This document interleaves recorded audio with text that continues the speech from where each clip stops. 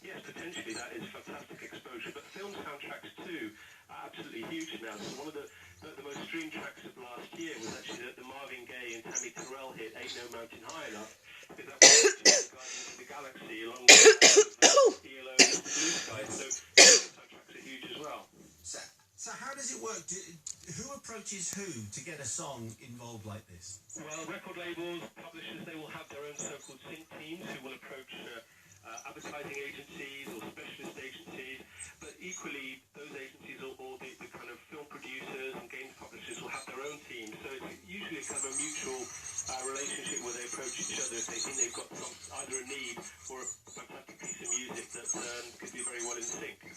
So I remember, I think it was on BBC television that the Rag and Bone track "Human" turned up, and I think it turned up for to promote Taboo, that the big TV series with Tom Hardy and Jonathan Pryce, and it was so Radio 2 had their version of it, TV had their version of it, so presumably that's extraordinarily profitable. Yes, I think it definitely helped to actually launch that album as well. So by the time it actually got released, we all thought we were familiar with that song because it had been so much on TV, on those particular channel programs that you described. But I think it was used in trailers and links elsewhere as well. So that can give it a massive sort of platform, and definitely for the appears in films and games also.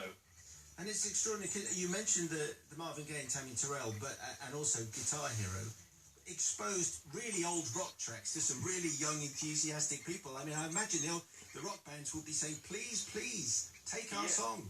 Absolutely, and you're right. I think there's always an accent on rock. So I think in Guitar Hero they had Motorhead, Ace of Spades, they had Red Hot Chili Peppers, Higher Ground, they had Boston More Than a Feeling. So those American AOR tracks tend to do very well as well. So definitely I think there's an accent on rock. But you'd be surprised how exposed we are to this thick music. Wherever we are, whether we're watching on TV or the cinema, that music is all around that. And the key thing is streaming, because in the old days you might hear a piece of music, but it would need you to go into a store and buy a soundtrack to actually get hold of it. Now you can turn to a streaming service and immediately play it over and over again. So that's what I think made a real difference in taking it to a whole new level. All right, fascinating stuff, Gennaro. We appreciate that. Thank you very much. Thank you. Gennaro Castaldo from the BPI, explaining all about music synchronization. And this, for the hardcore, is from Grand Theft Auto 5. So it's from the Communards. That's right, yeah.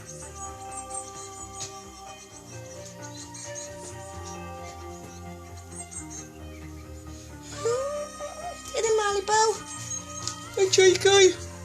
The ball.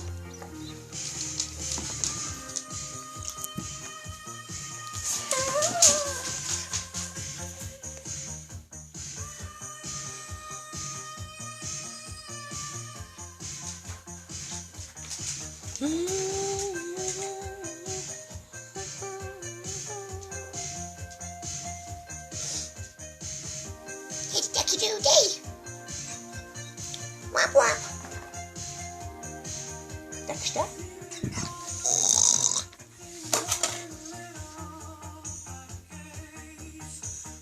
See?